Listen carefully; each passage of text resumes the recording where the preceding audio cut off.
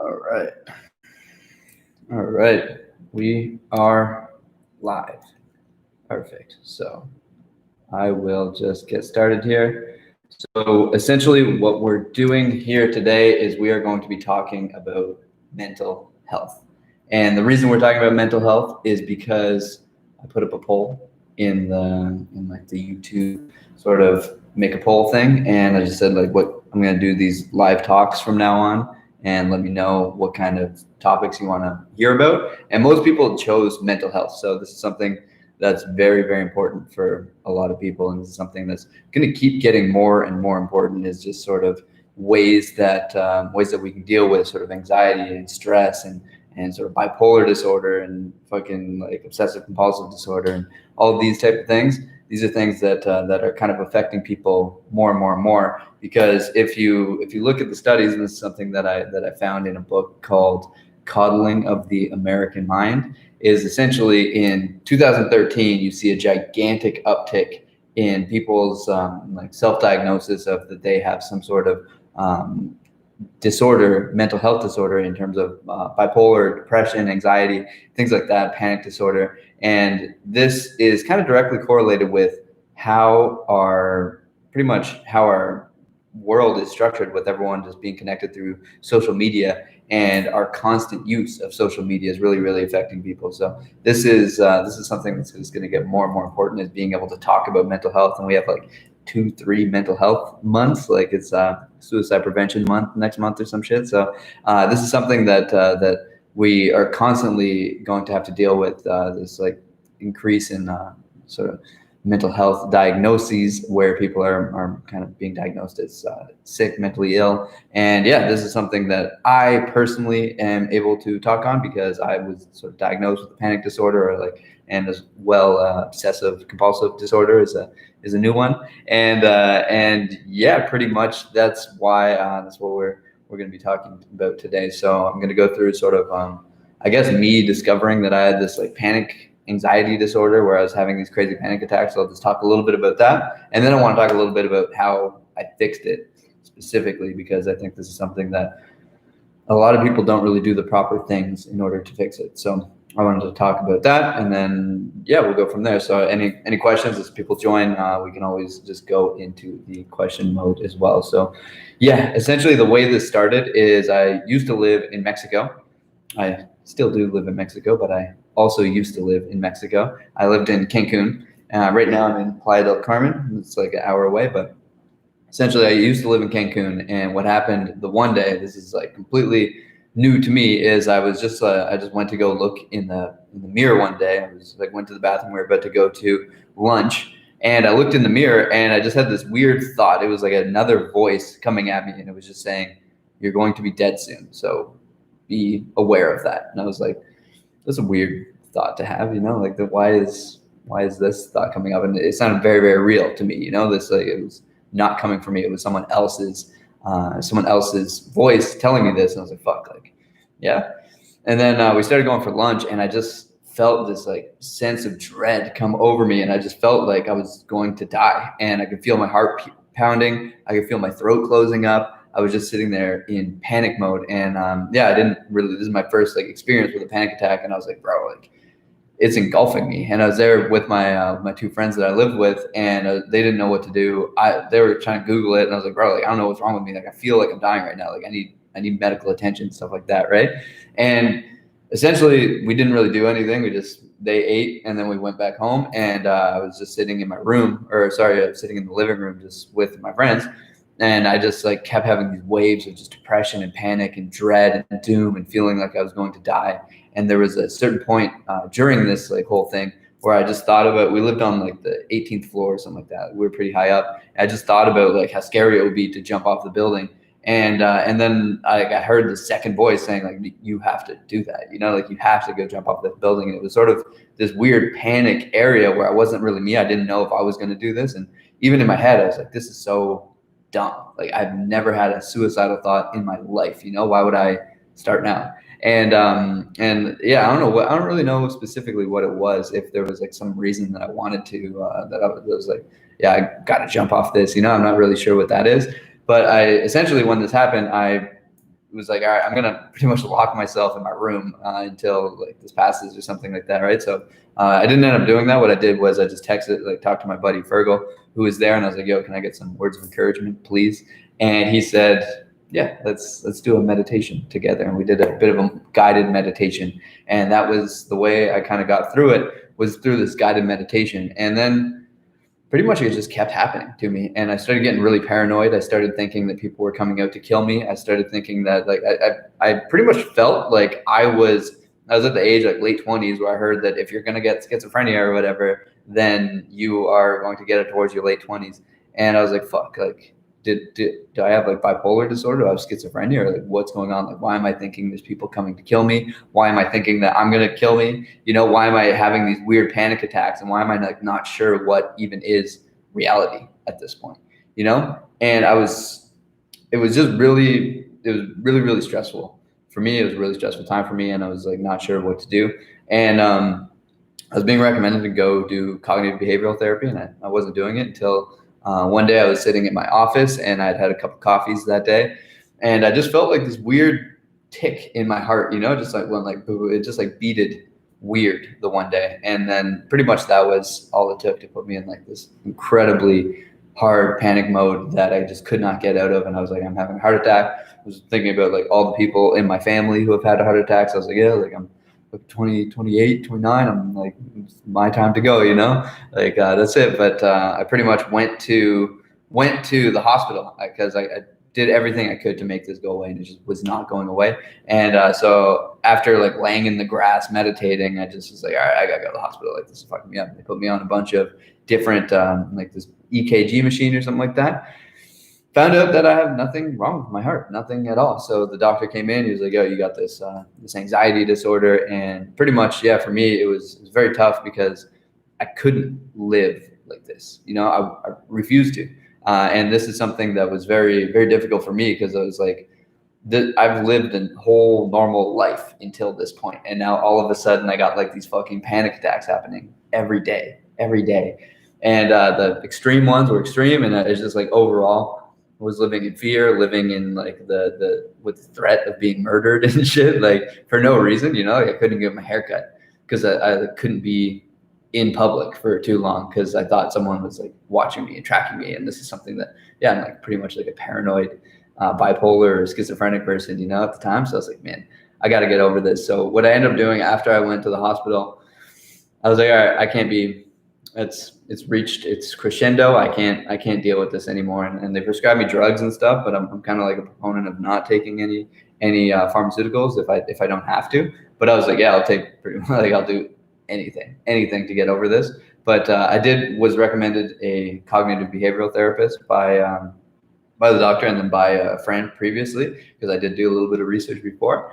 And essentially that was the turning point for me. Is I went to this cognitive behavioral therapist, and we just started kind of working through everything. And yeah, I'm not sure if you know too much about cognitive behavioral therapy, but essentially what it is it's taking the thoughts that you have and questioning why do you think this? Why do you think this? So an example would be if you have a girlfriend, if you're dating this girl and you call her and she doesn't pick up. Some guys, say you're at work, you could just assume that she's cheating on you. You get all pissed and you run home and you go catch her in the act, you know, catch her sleeping with another man.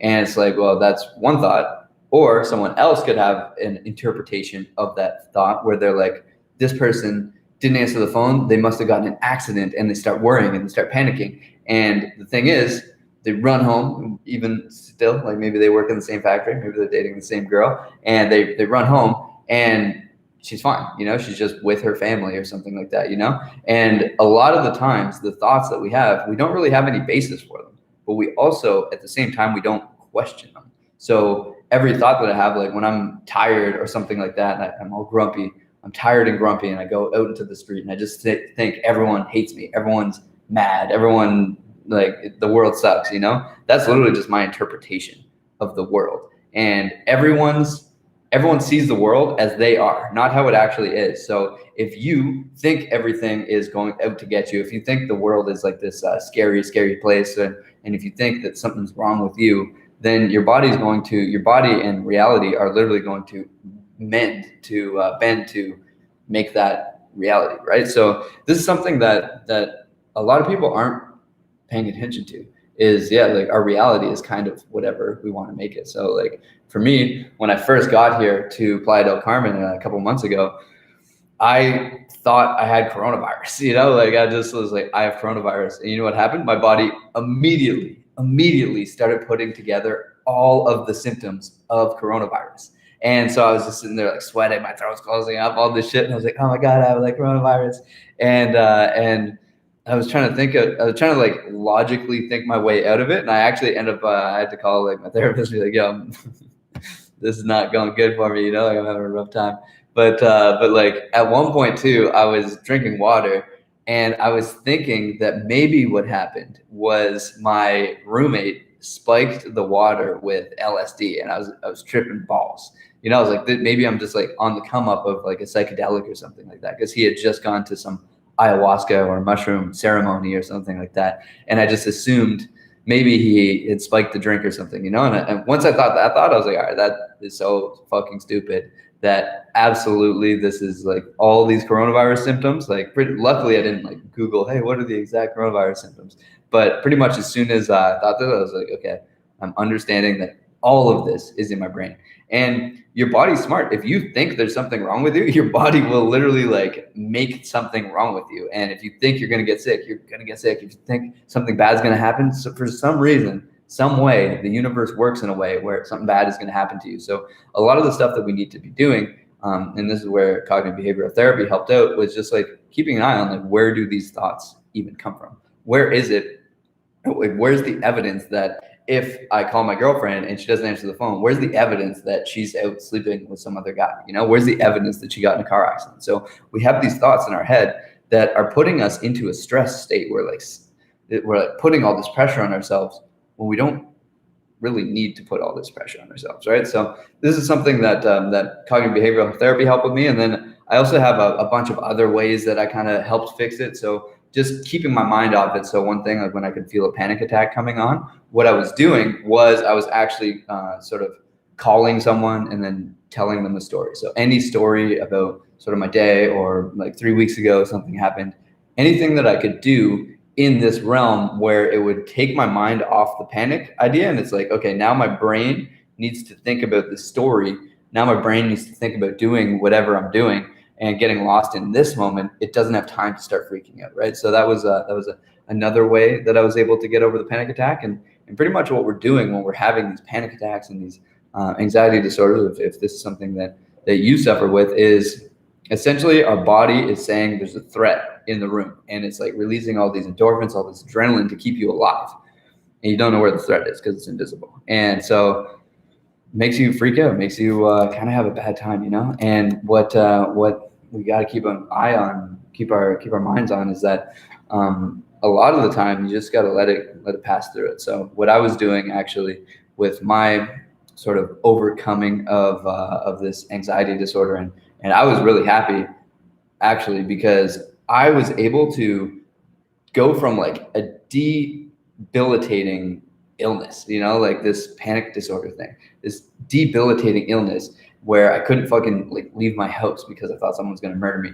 I went to having these panic attacks every single day, to seeing this therapist. And then when they came on, they came on less and less. And then I learned to control them, and I learned to be able to deal with them and have these sort of disorders or these like fucking attacks come onto me, and it didn't affect me as much. I could talk my way through them. I could do like little math puzzles in my head to keep my brain occupied, and it would just like kill it, and then I could just move on with my day. And I was really grateful for that. So that's kind of how I fixed it. And I was very proud of myself for being able to go from not ever having panic attacks to having panic attacks for a full month pretty much, and then going to see a cognitive behavioral therapist and getting it handled, And the thing I'm most proud of is that I actually went and saw a cognitive behavioral therapist and I got it handled. And this is something that I didn't think about until I started talking about this and started sharing, like, hey, here's what I learned. Here's how I got over this. Here's how I did this.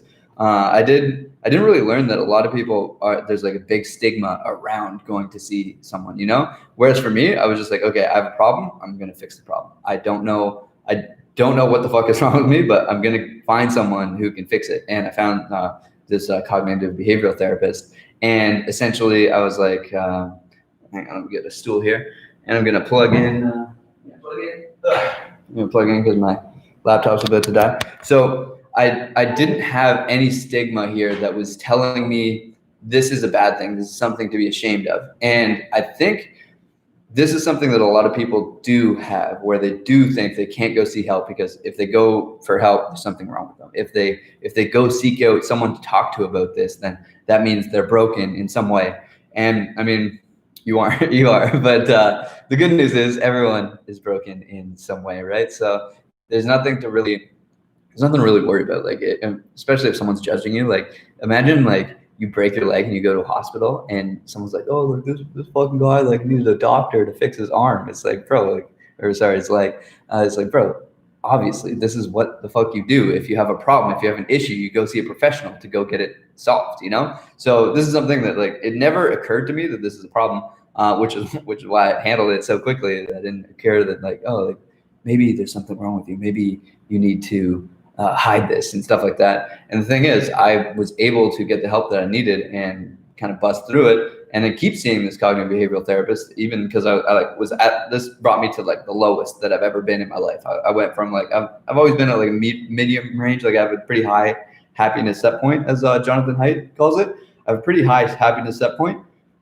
I go up and down, you know, I'm just like, not too crazy, not too many big ups and downs, but yeah, after this, I went to the bottom, and everything was like fucking horrible, you know. Everything was a catastrophe, and this is something that I was doing a lot, and I don't even really know how it started. I don't know what the fuck, but I ended up fixing it, and I ended up going to from rock bottom to like back to normal. And then after that, I was like, yo, therapist, we need to. His name's Carlos. I was like, Carlos, we need to keep going, and I want to go from like my normal stage. I want to even like upgrade it to even past that. So anything I'm dealing with, I want to go like to another level, right? So I was able to kind of keep doing that, and eventually I kind of stopped because I was like, yeah, I'm sort of wasting my time. But besides that, the thing is, I fixed it. You know, I fixed the panic disorder that I had. So I didn't really have anything that was a problem anymore, except this is the start of 2019. This happened, right? Towards the end of 2019, I was back in Canada, and what happened was I started feeling, I never ended up getting a full panic attack, but I did start feeling all this negative energy around me, and I started feeling negative, started feeling down, I started freaking out over certain things. Ended up, I had a call with, who did I talk? Oh, I just talked with my buddy Heather. We had a talk and figured it out, fixed it, and I was like, oh, that's right. This is, I don't know. I don't really know specifically what happened to fix it, but I was able to fix it like within a day. And then I kind of got back into that positive mindset. Like I was a bit in the Philippines, and I was like thinking the plane's gonna crash. I was like catastrophizing on all this shit, you know, thinking I was gonna die soon again. And it was crazy and sucked and it was shit. But then like after just talking with my buddy about it, I have the call recorded as well. I may be able to post our conversation here. There's private shit in there. I won't post it, but yeah, like essentially like the way we worked through it just like kind of alleviated the whole thing. And so I thought I was pretty much done, and it kind of started creeping back at the very beginning of this year, and the end of last year, it started kind of creeping back. But then when I got back to Playa del Carmen, when I got back to Mexico 2 months ago, it started coming back in a heavy way. And I think a lot of the shit about this like mental health thing, a lot of it is like the surroundings of us. So I feel with our media cycle and like all the people on our social media as well, like our friends who are posting weird shit, and then like the big news agencies, they're posting shit that's getting us into this like scared, fear-based state. And this fear-based state is making us panic. This fear-based state is making us feel like something's wrong and that we have to be on high alert. They're making it feel like this is the worst the world has ever been, when realistically, statistically speaking, it's never been a safer, happier place on like in history. You know, we're living in the greatest of times. It provided like you're in the first world country, or you're like not in like some mine or something like that. You're like working as a miner. Then like we're doing pretty good compared to what we would do, what our ancestors had, and what our ancestors had. You know, we're doing pretty good. So this is something to kind of keep in mind, is that a lot of it is having to do with the media and the way the media is shaping society and the way the media is making things making it so that you stay living in fear, and making it seem like, okay, like everything is on the brink of collapse. And that's one of the symptoms of having anxiety, is like you're catastrophizing. You think that like the smallest thing is going to take you out of commission. And this is something that was happening to me when I was doing this, when I had my anxiety attacks, was essentially like if some like phone call didn't go my way, I'm like, fuck, like I have a plan for this year. And then I have a plan for 5 years and 10 years and 25 years. I have a plan for what I'm going to be doing in like 40 years, you know? And if this call doesn't work out, then that's going to throw this whole thing out of whack, right? And I was like, fuck, like every small thing that didn't go my way, I freaked out about it, because it was like, okay, now I'm not going to reach my 30-year goal. I'm not going to reach this goal 30 years from now, you know? And it sounds so stupid in hindsight, but yeah, realistically, like this was really messing me up. Because I was like, man, like I really want to get this goal in 30 years, and if this one little thing didn't work out, then I'm not going to be able to do the next thing, the next thing, the next thing. And it was just like that. I was just like stressing over micro occurrences that never had. They don't really add up to much, you know? It's like this. No one's able to predict where we're going to be in 30 years, right? So like freaking out about this small thing because it's going to make it so like I'm trying to control the entire world to fit my goals, you know, and that's just not going to happen. And so continuing on with this, what I did was when I first got to Playa del Carmen, it started coming on again. And like I was saying, I was sitting there. My roommate went to a little retreat for mushrooms. And so I was alone. I was alone in Mexico, and I just like, I don't know, I just had this thought, and then I just started freaking out, and I started freaking out and thinking I was going to die. I thought I had coronavirus. I thought I was like, had my shit laced, you know, and it was like, it was the first full-blown panic attack that I had since like early 2019, you know. I thought I was over it. I thought this was done. I thought this was something that I wasn't going to have anymore. And I realized this is like, fuck, the struggle is going to continue. This is something that I'm maybe stuck with, dealing with forever, you know? And the thing is, I talked to my therapist because I had to call him. I had to call him and be like, yo, like, I need help here, man. Like, I'm borderline again, going to the hospital, even though I know nothing's wrong with me, but I'm freaking out. And some of the things that he told me was I'm still using what I used to get over my panic attacks. It's like, okay, how do I can tell stories. I can sort of question my thoughts. I can question my thoughts and realize I'm being stupid, you know, and like thinking and realizing I'm being stupid. That's going to help me get over this, like go from being like in freak out mode to being, no, you're just an idiot. You're just dumb. And that's been helpful for me, surprisingly, as well. But I do that. I was kind of conjugating verbs in Spanish because I'm learning Spanish, and that kind of helps keep the mind occupied with stuff. So and these math equations, things like that. And pretty much what I was doing, I'm able to prevent a panic attack from happening. But the problem with that is a big problem. I'm only removing the symptoms. There's an underlying cause of all of this, which is causing a panic attack, which is causing this anxiety disorder. And now, fun enough, I've also been sort of diagnosed with like an obsessive compulsive disorder, which I don't know, I wouldn't say diagnosed. I've been told from medical professionals that I have obsessive compulsive disorder. And this is something like, because I haven't been able to sleep lately. And I didn't really think that I had anxiety. I just thought I was having like shitty sleep until one of my friends, Megan, she posted this thing on Instagram, and it's like signs that you have anxiety. And let me see if I can pull this up really quickly for you. But essentially, it said like loss of appetite was one of the things. It said, yeah, I have it here. So racing thoughts, uncontrollable overthinking, difficulties concentrating, feelings of dread, panic, or impending doom, feeling irritable, heightened alertness, problems in sleep, change of appetite, disassociation, wanting to leave the situation that you are in. And I was going through this and I was like, fuck, I have anxiety again, you know, like it just, so this one, I don't really get panic attacks anymore. I don't really have too many panic attacks, but what I do have is every other symptom, you know, like I spent all weekend, last weekend, I just didn't eat. I ate maybe like 200 calories or something like that. I had like a little peanut butter bar. And then I was just like, oh, like, stupid me. I was just like, eating is an addiction. And it's just like the reason you're not hungry is because you're past the addiction phase, And I was like, it's just dumb. And then I'm realizing, like, why am I not sleeping? Well, because my mind is just going constantly. I'm heightened, constantly on high alert for everything, And I feel a lot less grounded now. And I was like, man, like, I guess I still have anxiety, and I guess that whatever I have is like whatever I did have, it didn't really go away. I thought it did, but yeah, and then like this irritability, like I was just getting mad at everything, and I was like, fuck, like this is something that is going to be problematic. And yeah, I also mentioned in the poll when introducing that I'd be doing this talk is I did go see my therapist. I went and saw him yesterday, talked to him. We're kind of working through it, so I'm not like fully cured yet. But like again, this whole thing, it all stems down to control and a need for control and an inability to let go of anything.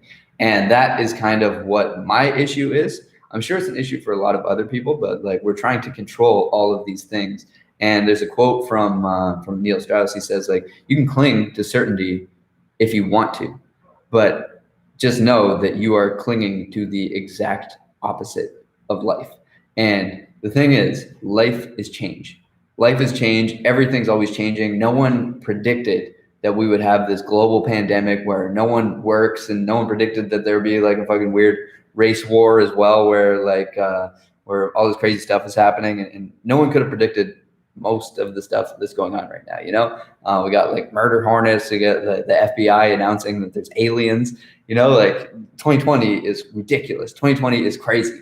And this is something that that no one could have predicted. And like, you feel helpless. You feel helpless because like every day on the news, mostly every day there's some new thing that's freaking us out. Every day there's some new thing going on that's going to like ruin our lives, And everyone's in panic mode. Everyone's on this heightened anxiety filled like state, where they're like, I don't know where I'm gonna. Like, I don't know what I'm going to do for money. I don't know what I'm going to do for this. I don't know what I'm going to do for this. It's like, man, like, it's a lot. It's a lot. And so one of the things for me is the need to control everything. And this is helpful in some situations. And I learned this because my therapist was talking about like, okay, like the way you talk about like going and like closing deals, pretty much like I follow up with potential prospects. I do all of the things in my business, and I'd make sure to like dot my I's and cross my T's. I do all the things properly. And this is where he was talking about like the obsessiveness is I know there's certain things, if I do it properly, then like success is inevitable, right? And I was looking at this for everything, and I was looking at this for like even people, like not so much controlling people, but I was like, okay, if I'm talking to this person, I want something from this person. How do I get it? And how do I make it so that this person is going to be able to like respond in a way that I kind of want them to respond, right? And what's the best approach to doing that, And it's just like all a very logical way of approaching the world, and it doesn't work, It doesn't work. Well, it works. This is the thing. So my therapist was telling me this works, It works for running a business. It works for getting from point A to point B. If you like want to get there the most efficiently, thinking like this definitely helps. But what's going on is when you have a panic attack or something like that, say like, for example, I had this heart palpitation go on, my brain immediately was like, logically, what the fuck was that? What caused that? Went through all the scenarios. Are there threats in the environment right now? No, there's not. There must be an internal threat. I must be having a heart attack. I must have coronavirus. I must have This is something that we have to worry about, and this is something that we have to look out for. Is our thoughts are often wrong. Our thoughts are often wrong, and if you have a need to control everything, you're being stupid, And this is me talking to myself here. You're being dumb if you're trying to control anything. If you're trying to control another person, if you're trying to control an outcome, if you're trying to control whatever, the healthiest way of doing things, and this is something that goes back to like ancient Eastern philosophy that people have known for centuries. If you read the Bhagavad Gita, what it says, you have the right to the labor, you don't have the right to the fruits of your labor. So pretty much in a roundabout way, this is saying like you have to do the work, you have to do what you need to do, but you don't rely on this outcome for doing it. Do the proper things, but don't try to control the outcome. Don't say that like, okay, I did all this, like now I deserve this next thing, you know? We don't deserve anything, and things are going to happen. We have no control over that. All we can do is sort of set a plan in place and then just execute on these little tiny things that we have to do every single day. And that's pretty much going to get us to wherever we're going to get to. There's no way of knowing, you know, it's just like, this is sort of, there's no real guarantees in life. And this is going to be the way that we're going to actually sort of like get the closest to sort of fulfilling our potential. Or the way that we're going to get the closest to doing something is actually just like going on autopilot, just being like, all right, look, I don't have control here. There's so many different things going on in the world that there's no way I can control everything, right? So you just make the decision to let go. Just, if you're having a panic attack, what you have to do is just be like, look, I'm not going to feel 100% all the time. And a panic attack is not a pleasant thing to go through. It's fucking terrifying. You think you're dying. Your brain comes up with every single fucking like pretty smart way of proving to you that you're dying, right? So this is something where, yeah, it's something we have to keep an eye on. Is this is just, here's what it is. Like, I'm not dying. It's fine. I'm not going to, like, I'm safe. I'm have people that love me, you know? If we can do, like, pay attention to that stuff. And then from there, go on to just be like, okay, look, I'm not feeling great. I'm feeling kind of like I'm feeling sore. I have a headache. I have whatever it is, you know, and just kind of accept it. Accept wherever you're at. Accept that you're not feeling great. Accept that you're feeling overwhelmed. Accept that you're feeling this like weird heightened sense of irritability, you know, just accept all that and just be like, all right, look, this is the way it is at this moment. And there's not really too much that I can do about it. And yeah, this is something that I'm still learning about. This is something like I thought that I was smart enough. I thought, well, I don't want to say that I was smart enough. What I did was I thought that I got over this anxiety disorder. I thought I was 100% certain I beat it. I did what I needed to do and I beat it. And then like a year and a half later, it came back. So this is something that I would say we got to constantly be working at. We have to constantly work on it, and don't rely on, don't just ignore it, but then also remember you're not going to feel 100% all the time. So I just want to leave you with that. I don't want to make this too much longer, but yeah, that's sort of like my talk on mental health, I guess. And so what we covered today was essentially like how I fixed it, how with using CBT, and then realizing that it is never really fixed. You know, it's like I'm trying to think like if you look at like alcoholics, for example, they essentially hear that they're like, all right, like if you go to AA, they say pretty much you're an alcoholic. You know, you're drunk and you need to just win every single day. You know, and it's like you win every single day and you're never over it. Which is kind of defeatist attitude, but at the same time, there's some merit to it. So what we got to keep in mind is like, yeah, you may not overcome this, but you can learn to live with it, and you can learn to where you're at, no matter what it is. If you're like, sometimes we just need to take vacations, you know, sometimes we need to just chill, sometimes we need to vibe, and sometimes what you need to do is understand that your brain is fucking yourself up and that you need to let go of like the need to control. You need to let go of like if you're watching a lot of social media, if you're watching the news, you'd be like, okay, look, is this helping me? What is the benefit that I'm getting out of knowing of like all this crazy shit going on, right? So this is something that I would like to leave you with, and just keep an eye on what is going into our brain and where are we getting, like what inputs are going in there and what outputs are we, like how are we interpreting that? And if you're interpreting it wrong, you're going to be having mental health issues, right? But if we interpret it correctly, we interpret what happens to us correctly, and we don't let outside things affect us because we have an internal locus of control, we're going to be very, very mentally healthy. We're going to be very physically healthy. We're going to just like spiritually be healthy. And this is something to keep in mind. So I want to leave you with that. Let's see if there's anything else. No, I think that's it. So I hope you guys all have a beautiful day. I'm going to talk again next week on some random subject which we will decide during the week. And I hope you have a great day. Take care.